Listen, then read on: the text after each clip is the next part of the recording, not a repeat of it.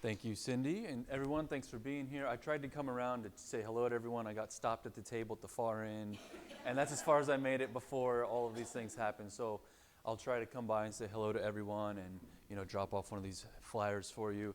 I want to say thanks to my girlfriend. This is my girlfriend Lauren. She's coming to help me today and be my assistant and all that type of thing. So thank you.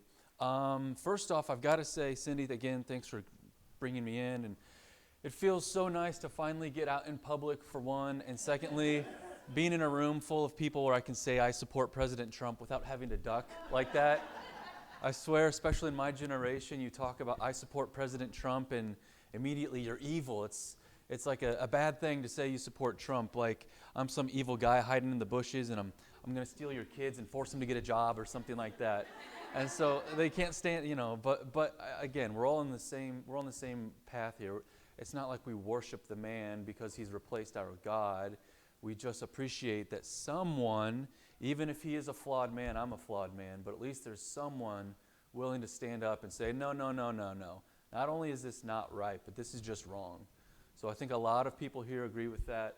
A lot of times when I have these conversations like this or one-on-one, almost everyone, and I'd venture to guess every single person in this room would say there's at least one thing you disagree with President Trump on.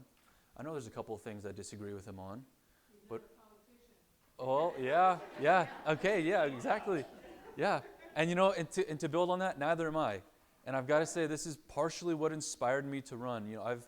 I've been involved with politics since I was out of college. I went to Mizzou. I saw all of that. I didn't know it at the time, but I saw all the university professors in my upper level classes telling you this and that and this and that. And this is when Obama got elected when I was at Mizzou. I remember I was in one of my senior classes. It was part of my capstone class, and the teacher had an older guy come in to tell us why Obamacare was such a good thing and why it had to happen. And I'm telling you guys, this is just serendipity. I happened to have just found out about this guy on headline news, the cable news station, who was telling people, if you're angry as hell, I want you to send a pitchfork in. And I was like, who is this guy? It was Glenn Beck. It was Glenn Beck before he was Glenn Beck. And so I found out about his book, Arguing with Idiots. And I just happened to pick it up. I happened to read the chapter on healthcare. And in a room of about 60 or 70 college students, I was the only one who was saying, so the NHS in London has like a 9-month wait just for like simple surgeries. What about that? You go, oh, no. Well, like men, what about so the data shows that men in Greece who have colon cancer usually die before they can get a surgery. What about that? No, not that. Well, okay, isn't this also like a penalty tax to put on? Isn't that unconstitutional? No, not that, no. And everywhere around the room, I was getting these stares, not mean, but just like, who is this young guy and what is he talking about? So I've been watching this just like you guys have for the last 10 years. And I've got to say, do you guys ever watch me on the internet? Has anyone found me on the internet? A couple of people? Yes? Yeah? Yeah, you have? Okay, that's great. So I have Facebook, Twitter, LinkedIn, Instagram, YouTube, all of it. I'm regular on Facebook. Last night I was doing I have kind of like a nightly news thing I do. But I had so many topics I wanted to go over that last night I just did purging my YouTube queue. And I was on there for about 2 hours just doing all the videos I wanted to show everyone. And one of them was a Tucker Carlson piece about what the heck has gone on over the last 3 years and what has gone on in the Republican Party. So you guys remember the Tea Party. We were there. You guys all remember how that came about. You guys remember we were angry as hell. And Paul Ryan and John McCain and Mitt Romney and Lindsey Graham and Mitch McConnell completely took it over, placated the whole Tea Party, and what did they do? Right now, as I stand here today, classified sealed documents are coming out with this Michael Flynn case that shows that all of Congress knew that the Russia thing was a hoax, including the Republican Party. And they let it happen. Lindsey Graham covered it up, and he's up there right now. Mitch McConnell, Paul Ryan, they all knew it was going on, and they allowed it to go on. Blackmail, yes. I cannot believe what has happened to the country. So this is part of the reason why last summer, when all of this indictments, all of this Ukraine impeachment nonsense was going on. By the way, I don't know if you guys saw, but they're talking about a second impeachment right now. And I am praying they do it. Please do it. Please do it. And Emmanuel Cleaver stands up and cheering like, this is such the hard decision to make, but it's the right decision to make. We need to impeach this president. And I'm saying, Emmanuel Cleaver, you've had 15 years to do anything for the 5th District. And we all know that he doesn't focus on anyone except for his urban core. And even the urban core is falling apart. Did you guys see last week 7 homicides in one day? 7 separate homicides in one day. And he's standing up there saying, you know, President Trump, who's gotten record funding for black colleges, the criminal justice reform, he's gotten opportunity zones, major tax breaks if you invest in the ghettos across America. And Emmanuel Cleaver wants to erase that? I can't believe it. I can't believe this is what's happening. And again, like I said, Tucker Carlson laid it out beautifully. This is not a Republican versus Democrat thing. This is people who wish the best for America and understand how great of a country it is and how close we are to losing it, versus people who want to use, abuse, and just milk whatever they can until the cow is dead. They don't care. And if you guys remember, one of the things that I put on my Facebook page about a month and a half ago, and it's probably the second most popular still, even a month and a half ago, it was a meme. It was a picture of Donald Trump, and it said, he warned us to secure our borders. He warned us that China was the biggest threat. He warned us about globalist trade policies, and he warned us about the corrupt establishment. And I will never forget how the Democrats completely tried to lambast and torpedo him. And I would add to that now, I'll never forget how the establishment Republicans and Democrats tried to do that to him. And look what's going on with this virus right now. The data is coming out and it's clear. This is no longer a health threat. This is pure politics. You know, I'm telling you, and I think everyone in this room was the same way about 60 days ago. Okay, you know what? This could be a global pandemic. We don't know what's going on. Let's just be cool. We'll bring this together. We'll shut down for 30 days, and we'll just let the data come in. The data is in. The CDC, they updated their numbers over the weekend, and this virus is no more dangerous than the seasonal flu. And Oregon wants to keep the state shut until mid-July. And again, California, July, yes, this is just crazy. This is just crazy. And in the midst of all of this, my girlfriend Warren works at Children's Mercy. Children's Mercy just laid off 575 employees, right? And the Democrats with Nancy Pelosi, Emmanuel Cleaver, and his handlers put together this HEROES Act. Did you guys look at this?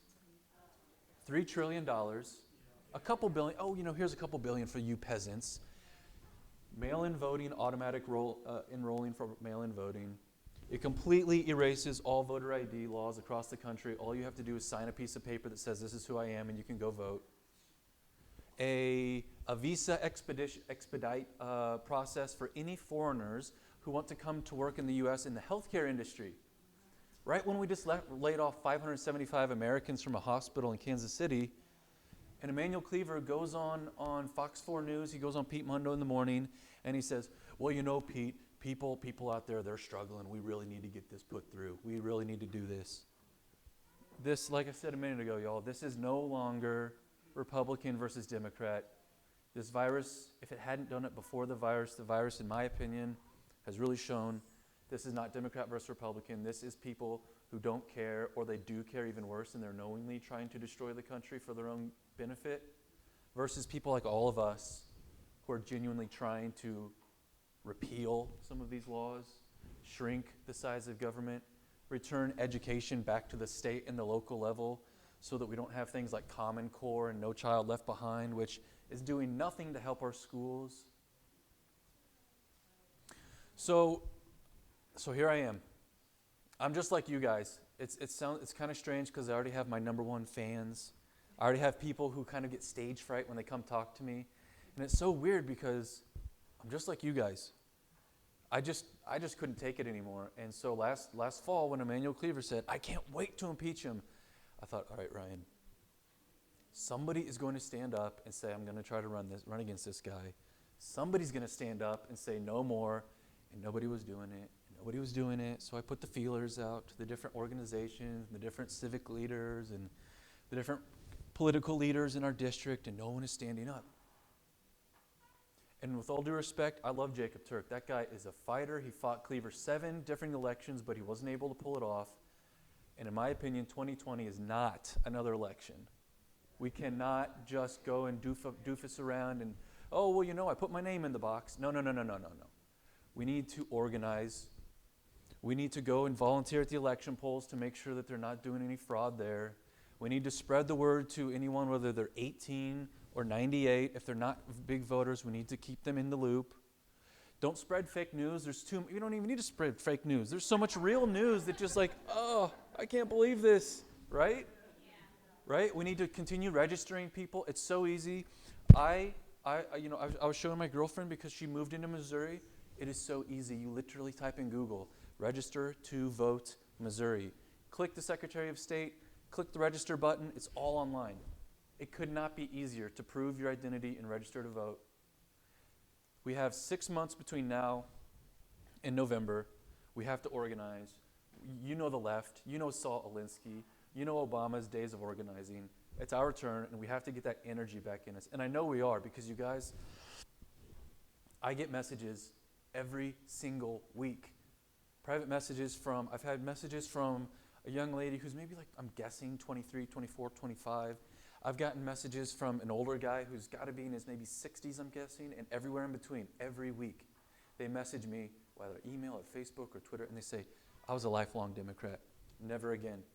I'm telling you, who was it just mentioned that Mike Garcia just won in California?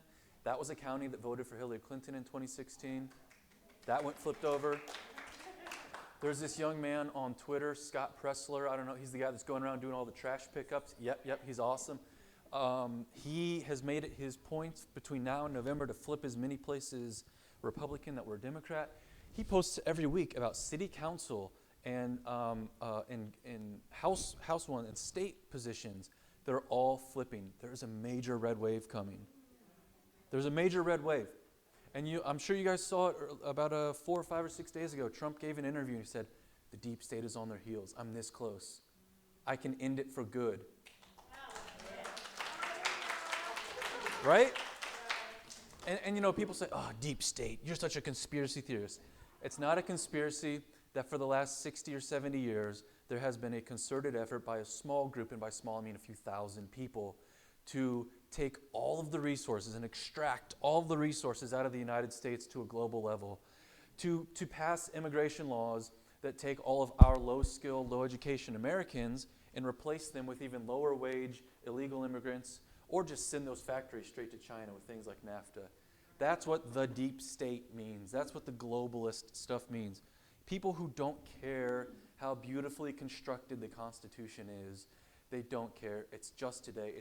It's a nihilistic, godless power is something that's just in the moment from time to time.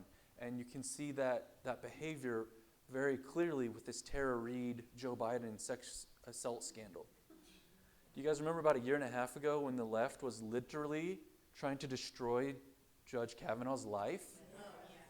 For a woman who had no evidence, who had no police reports, who couldn't even remember anything of her own story? Believe all women, they said. Believe them. Believe all women. And now Tara Reade comes up. She's got people who are saying, yes, that happened. She's got police reports. She's got that Larry King Live episode of her mom calling in that same week. And they're saying, oh, you know, we got to Joe. It's too important. We got to vote for Joe Biden. They don't care. That's what we're dealing with.